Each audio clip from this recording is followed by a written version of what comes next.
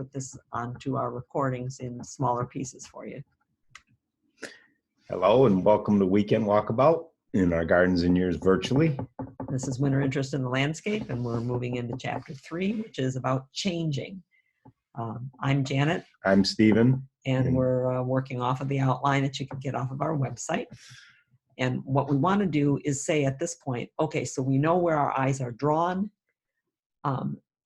Is it drawn to something we want it to be drawn to? And is it placed in the right place? Because both things are important and both things can be variable. So we might look and say, well, what do we got here? Well, we got the driveway going to the garage, but there's that wide apron of the walkway that makes the walkway very, very important in going over to the house. If you strip that down to just the lines, there are several lines, the lines at the edge of the bed and the plants, the lines coming from the walkway and the lines coming from the stairs all meet at that point and say, this is an important part. This is an important space. And anything near there is going to get your attention. That's when you start looking and saying, well, is that tree the right thing to be there? Should those shrubs be there and be as big as they are? You start critiquing the things that are there in that space or near that space to see what you should do. So in the case of our crabapple that we just wish someone had planted just 10 feet further out, crying out loud. I try to compensate for that by putting things out by the road, by beds out by the road. You can see the line of the path. You can see the line of the path going across that makes a space big, a big space by the road. It says here, this is important. This is a place to look and gives you something to look at. And until I get good gardens, it's going to be snow creatures.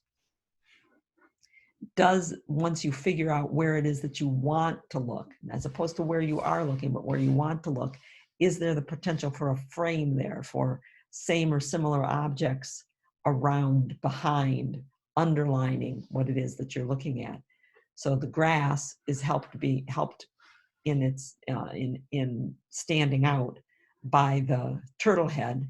That's that rusty brown, giving it a skirt, and the rusty brown of the spirea behind it. So a frame is something that goes like the grasses that we just talked about, that I just pointed out a little bit ago. There were 3 of them. I said, you know what, we need something in there. And what we needed was a pond of that size that followed that curve. We had the frame, but not the focal point. We had the frame telling us, look here, and it was empty. It was a frame hanging on the wall with no picture in it. This is a nice bed of a low juniper, maybe an Andorra juniper, I'm not sure, but it's framed with a wild bunch of euonymus, turning ugly and looking like a bad hair day, as euonymus often does in the background. And you look and say, it's got a terrible frame. Do I like this thing hiding the edge of the hard structure there, the boards? Yes. Do I need it competing with this plant behind it? Could something go? Could the frame be a nicer frame? Could the frame move back under the trees a ways and be some hydrangeas further back away? Does it need to have a frame at all? These are the changes that you want to try to make. Is it cool to have the juniper that's been pruned up so that you can look out the window through the juniper? That's a fairly cool use of the wall behind it. But now you have to dodge to go around it, right, to go to the door. But we can probably prune that. But look at the other side of the frame on the doorway. Sorry. There you go. So the doorway is back there, and it has the juniper on one side of it. And look what it's got on the other side of it. Are they the same or similar? Or is the yew that's pruned up and sheared so tightly on the other side not quite in keeping with what's on the other? Is it not framing like it could be framing? It's like two sides of 2 different frames got put together. This is the one part of the partnership garden. This is the other part of the partnership garden. Somebody's not living up to their character.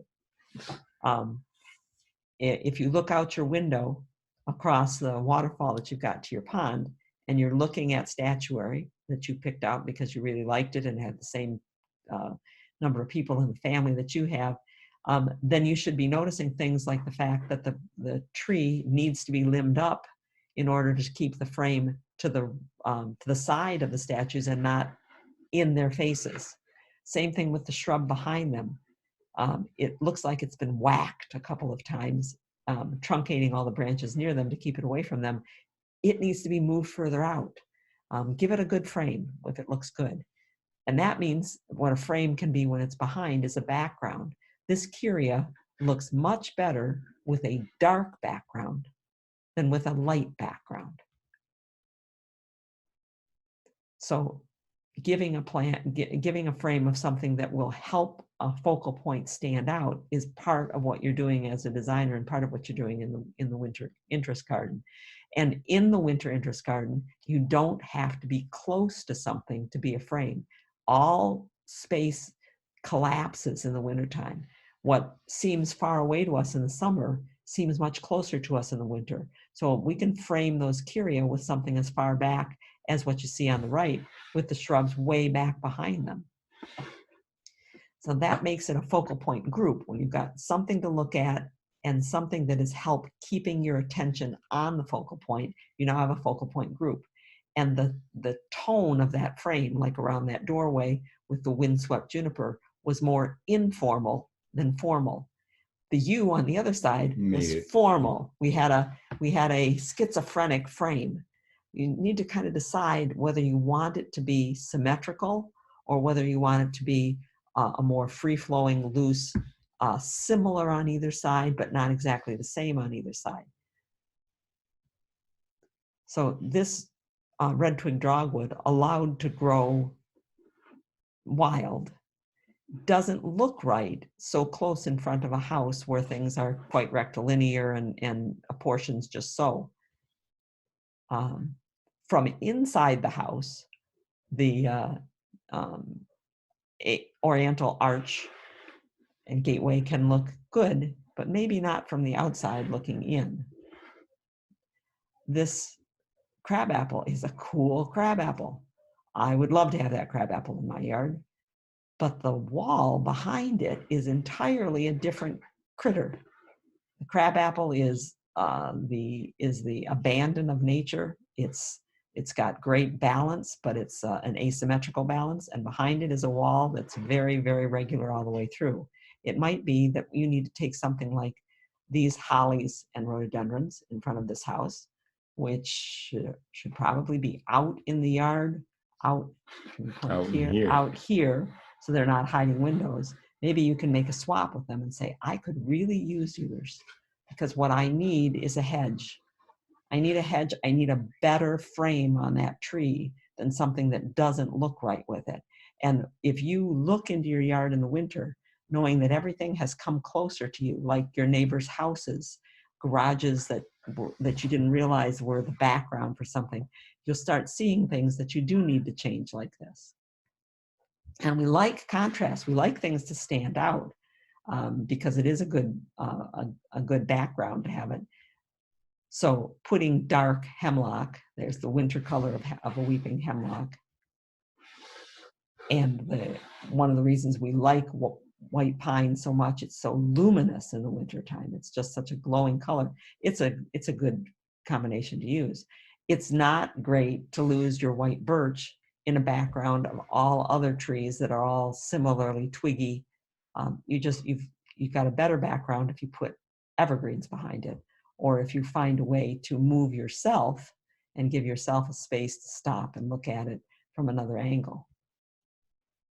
And then you can work in contrast. You can say, I really like the way that those hens and chicks look in the rocks. I walk past them all the time when I'm going to fill the feeder. They're just gorgeous. The color, the way they are scrunched together in the rocks like that. What could look good with them? How about the yucca? Not right on top of them, but off behind a boulder nearby so they're part of the same picture and give you some contrast. So you notice that your gardens are gone in the wintertime and the neighbor's shrubs are gone in the wintertime. And as you come down the street, you're not looking at your house, the beige house, you're looking at the side of the neighbor's house. And you're thinking, I don't really want to look at the side of the neighbor's house. Maybe I need to have something that's got some attention-getting character up front here so that I can stop and look there and then put something by the front door and create a line between the front right and my door not the front right and the neighbor's blank wall. And that gets us into multiple focal points. You look and you see one thing. If I see one thing, even sitting on a table, if I see something sitting in the middle of the table, and I see two things that attract my attention elsewhere on the table, my mind is going to make them into a shape. It's going to seek a pattern. Most of our minds will do that. It's my understanding that there is a decided difference between the Western mind and some of the Eastern minds, in that the Western mind wants to put things in order, and the Eastern mind wants to accept the order that is there, which is an interesting concept. Yes. But I can't put myself in both places, so I don't know about that. So putting a second Winterberry in that space between the houses draws a line between them and starts making you bounce back and forth, and pretty much asks for you to do something near the two tree trunks off to the left in order to make a more balanced, stable triangle. You got all these different mounded and flat dwarf conifers at the Master Gardener's demonstration garden here in Champaign-Urbana, and one yucca. And look how it stands out. Look how it says, wow, this is kind of cool. And your mind starts making patterns of the things around it because it becomes the pivot point for you. So I look at the yucca, and then my eye goes straight back to the sculpture, which is so similar in texture and a standout. And then it says, okay, so now where do I want to go from there? I'm going to take my eye through multiple focal points. I don't want just two. I'd like to then say, now I'll go back to the right, or I'll go into the background. So from one grass to another grass, from those beautiful sun-kissed arborvitaes. I think this is at Chanhassen. Yep. That's why the grasses were drawing my eye and saying, there's a curve here, there's a curve, I need something. In our front yard, in our old house, we had the area that we left around our rain garden. Very rarely did I cut that down in the fall. That was our natural area, with a lot of umber colored and auburn colored browns. And then over by the utility pole, we had our grass with a similar color. Now we have to jump from here to there, and I don't have a picture that includes this grass and where we're going next. But as you're coming down the street, that grass in this picture was the center between the not cut area in the front and what we saw at the front door, which was another grass of the same winter color, and the, what was it called? Rheingold arborvitae of the same color. So that we were making a triangulation around the yard of the same colors. There's the Rheingold. So you want to do this, and do this in keeping with whatever balance or patterns you've got going on the house or whatever background you have. If the house is more formal, center door, two windows on either side, then it could be that you want to put your focal points into a triangle that's a right angle triangle with its peak pointing at the front door. It might be that if you've got a door off to one side and two windows on one side, one on the other side, you might want to make a more sweeping curve of your multiple focal points, like we did with the grasses. Informality wants it to be asymmetrical, and formality wants it more straight lines and squares and rectangles. Do keep things in scale. You're trying to keep things in scale, and winter is the time to see how big they should be. The doorway between the two posts, the door and the peak, is a unit. And so any bed that's there, you should trying to keep things that size and not bigger than that. So you look and say, okay, so I might have a bed out in the yard to the left of the door and have something out there. I don't need things here so much as I need something here, and maybe out by the street on the other side. And yes, above the door. And if I want to go symmetrically, something on either side. The posts are already symmetrical. Could I put something there, a pot on either side with matching plants, and do the same thing out in the lawn? Or triangulate, or go asymmetrically. above the door, to the right of the door, and out on the lawn. It's up to you to decide what you want it to look like and not be forced to go where lines seem to be making you go, if you can break from the symmetry if you want to. So maybe a plant to one side and matching greenery, same kind of green on the left and on the top. And you're looking then to make sure that when your head shifts, when your eyes turn to the next place, that there's some unity there, that something tracks similarly. Maybe you're using the same greens, some pines. Maybe you're using the same blues, some spruces. Maybe you're using the same burnt umbers, some grasses. Maybe you're using the same ground cover to get the same texture, but there's some repetition happening between one area and another as you jump from one focal point to the other. Because when we start doing too much in a space because we're gardeners and we just have to grow stuff, then there becomes no place, there's no restful space there to look and appreciate the difference between the espalier on the wall and the shrubs over to the left and the urn to the right. There's too much going on to really stop and appreciate any one of them as individual units. The bench is a good size.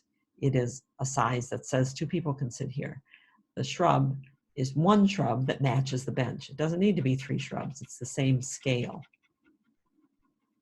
And that restful space in front of the house that I spent so long at our other house getting rid of the lawn, and then realized how important the lawn was and spent my time trying to get the lawn, the gardens back to an area that could be lower, but still interesting to me, because lower lets you appreciate the space that the house is taking up and the trees on the left. The more you put things too close to each other, the more we just keep undoing ourselves. Do we need the sedum and the smoke tree there? It's a place where the walls come together, so it's a natural point, and you feel like you must put something there. And what happens is people put 3 things there, 4 things there. They just keep putting stuff at what seems like important places when you've got a lot more space where you could be putting things. The red bridge we put there, and the coral bark maple we put so that they would not be on top of each other, but would be separate elements. And then start thinking about what you change. If you've got a star, keep the star, give it a supporting cast that doesn't upstage it, that doesn't get taller than it does, that doesn't get wider than it does, that doesn't cover its beautiful aspects. So I've got grasses out there. Then maybe what I need is not something upright, but I need something spreading. Spreading in this light. Is a golden English yew. That's the new growth coming out after the winter on a golden English yew. Maybe you need the pine. See how bright the pine is compared to the darker colors of other things. Maybe you need to make sure that you don't lose your pine in other pines. So I'm looking at the doorway of the house and thinking, what can I do here? They just bought the house and said, what do we do? Well, let's strip it down and pretend there's no plants there. It's not a symmetrical house. The door is not centered between the same number of windows on either side. It doesn't have to have symmetry to it. And we have the whole universe of plant shapes to work. We've got mounds, we have carpets. We could be doing things that have more of a grass-like upright texture to them. We could have coarse texture on the ground, or we could have finer texture on the ground. We have everything available to us. This is a blue spruce, a dwarf blue spruce. And if you just outline it on a piece of paper, it looks like this. You say, that's what you got. I've got this mound with texture. I have an upright with feathers. I have an upright that is a fan at the top in a miscanthus. I have some plants like spireas and potentillas that are twiggy, bushy mounds. I have other things that spread sideways like junipers do. I have the whole world to work at. I have things like this, which is our Alaska fall cypress that we kept small by taking the top out and making a Christmas tree. These are all the different shapes that I have to work with. What would this be? It's a butterfly bush. It's a vase. And you have columns. So you can look at this, strip it down and say, what do I want to put where? How about something blue here and something blue there? Can I frame that doorway with an asymmetrical frame that way? Would that work all right? There's certainly blue spruces. I could even use 2 different blue spruces. One that's maybe a little faster growing and a little more coarse out by the road, and one that's more fine and globe-shaped up by the door. But the blue would go together. Or maybe I can frame the door even more asymmetrically with a column and a mound, one on either side. I'm not sure I like that. Nope. If I'm going to go asymmetrical with this house, I think I'm going to go further apart than that. You can do the same thing in a backyard where you just picture what you've got going. So in this backyard, you can see the sculpture that's the compass globe. But you can also see another one. There's an obelisk, a red obelisk been put in the corner. Why is that obelisk over there? What can we do here? We strip this down and say what we've got is we've got a fence with a coarse texture as a background and a lot of coarse textured shrubs, and we need to have, and perennials, and we need to have some space between the two. And over there in the corner where that fence meets the other fence, we have these lines that are coming together and demanding something needs to go here. So someone has put an obelisk in the corner. And what they're doing is drawing attention to the end of the fence and the place where the chain link fence starts. So how about one section of fence added along the chain link? What about turning a right angle and putting one section or even a half section of fence this way so that I don't have that strong line of 2 fences meeting and I end up having a space here where I can do something rather than following it right into that corner.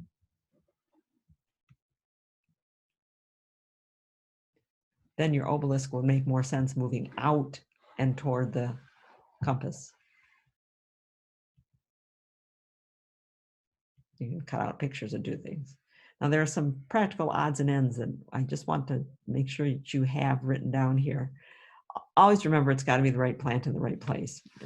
No going to extremes to cover things in the winter, and that's going to ruin your winter interest. No, why buy something for winter interest and put burlap on it? Yeah, camouflage them with evergreen boughs if you're going to camouflage them with something.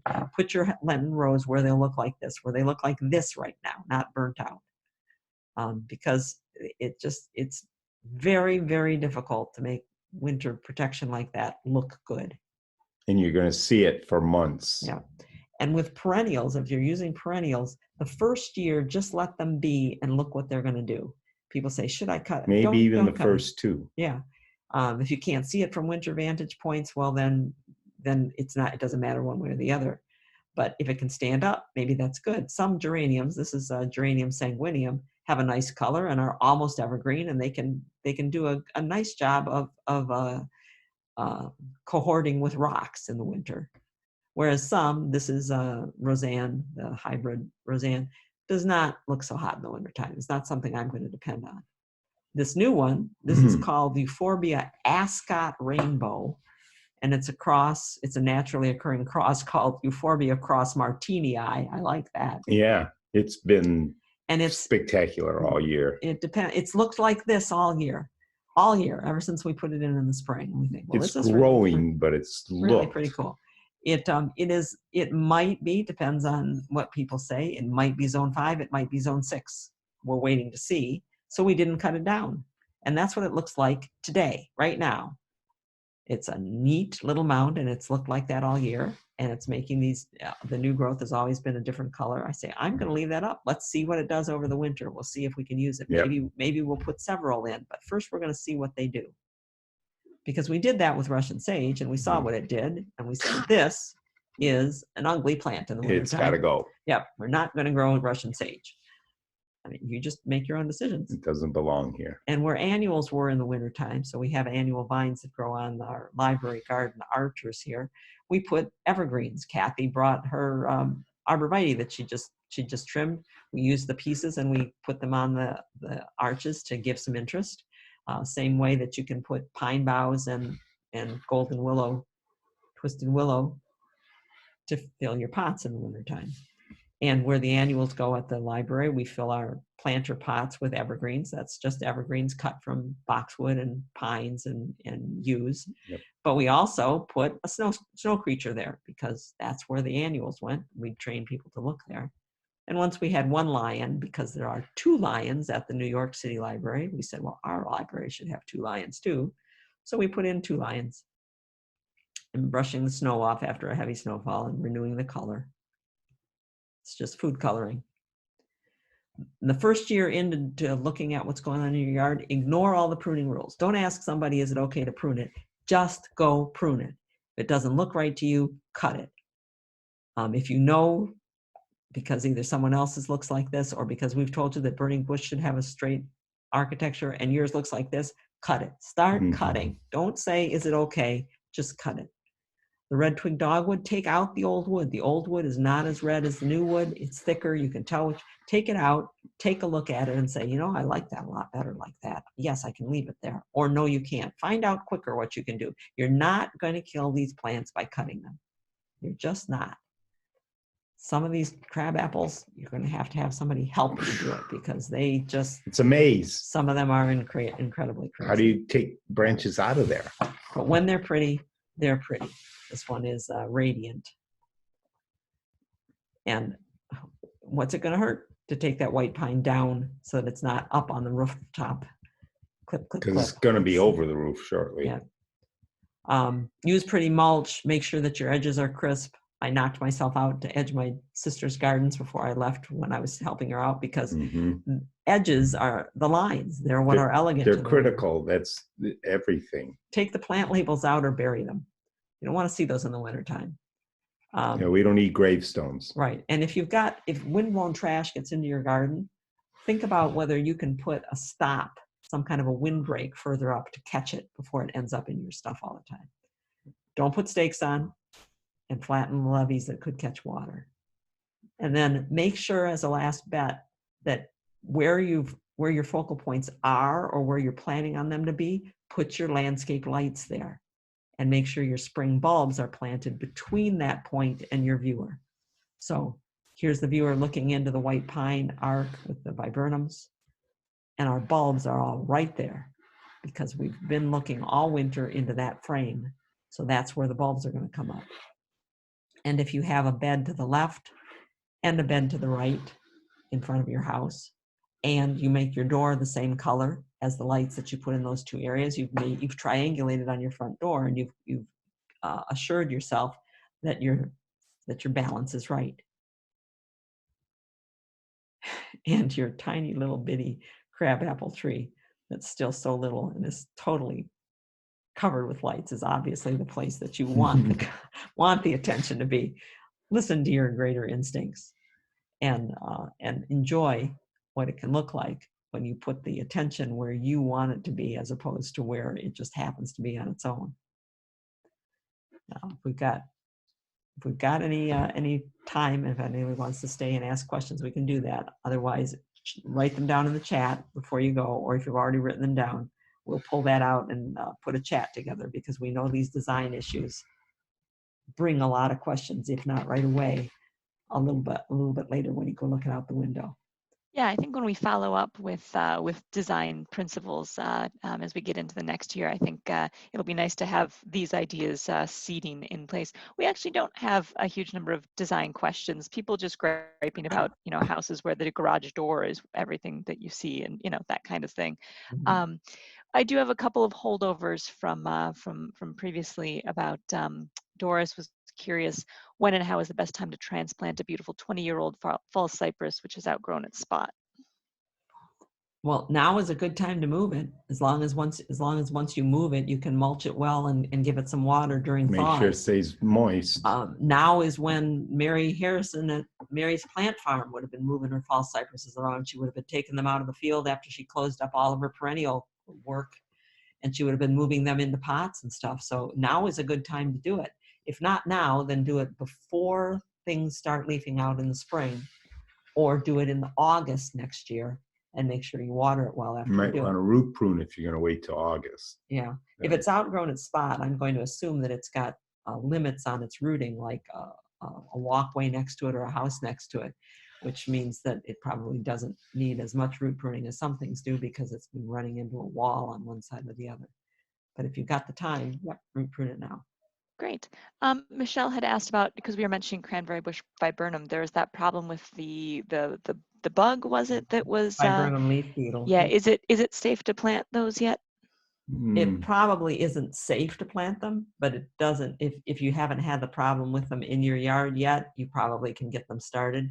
Our son's neighbor has 4 or 5 of them, and she's given up on a couple of them, but she's fighting to keep the others, and seems to be able to be keeping them. So I can't, nobody can answer when it's safe to plant when a new insect comes in, but it's worth a try. They're beautiful plants, and they're tough as nails. They keep growing back. Yeah, somehow.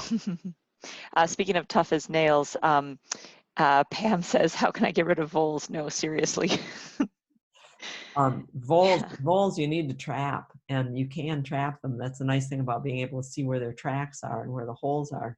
Put a mouse trap baited with peanut butter near one of the holes, and put a cardboard box over the top of it. Put a brick or something on top of it so it won't blow away, and then check that trap several times a day, because you can sometimes trap 5, 6, 10 voles a day, and that's what you need to do during this season. Winter will kill off a bunch of them, but by April, they'll have new voles, and you can have a mouse here on your hands, which is what the farmers call it when you get so many voles that they're standing up and looking at you and asking you what you're going to feed them next. Yeah, they come and knock on your door. Yeah. One just came into the chat from Gretchen, similar to the cypress. Could you move a redbud now? Same advice? Sure, yes. Yep. It is a good time to move now. It really is a good time to move. It's just make sure it's stable, that it doesn't get knocked up, or the roots could become exposed by wind knocking it over or anything. Make sure the plant's stable. Yeah, and right now our ground is still thawed Workable. here. There's a little bit of ice in some places. Some of the weeds you pull up have, at the very surface, there's some ice crystals, but it's fine. But if it's very frozen, then the farmer would have dug the hole in the one place and root dug around the tree, and will wait and slide it out in early spring over to the new hole. But it is a really good time to move in this time of year. Yep, great. And then just finally, Precious Petals is looking for someone to tell her husband that yes, she does need to rotate her vegetable crops. Can you please tell me that he is nuts? Yes, He's saying that you don't have to rotate them. He is nuts. Although we do have a friend, Jerry, who never rotated his stuff. However, Jerry also collected leaves in the extreme and tilled in 6 inches of leaves every year. Yes. He was putting in so much of an organic buffer that he was essentially getting new soil every year on top. So yeah, he still had problems, but he didn't have enough problems to make him stop growing the same things in the same place. Yeah, that's the same thing. Our neighbors also don't rotate, but they also use chemicals that I think they have imported from the old country. They do some pretty extreme They things. also have tomatoes Anyway, that are totally blighted by the end of the year. Yes, yeah. Plants look Every year. So bad. Yeah. Since she's moved in. Yeah. Anyway, I think we've probably kept everyone, and definitely kept you guys for long enough this morning. But thanks to everyone for joining us. Everyone, and make sure, if you can, to join us next week, because we're talking about the history of gardening in the Midwest, which you might be surprised at just how much of what you do now is being influenced by the history of gardening in the area before you even came around. But also do keep an eye on us, because we're now into winter and we're going to be able to send you newsletters every week, and we have some things to tell you. Yeah. Yes. Yeah. And again, thank you. That's it for Weekend Walkabout. See you next week, and everyone. we'll see you next week. Everyone be well. Take care. Bye, everyone. Take care.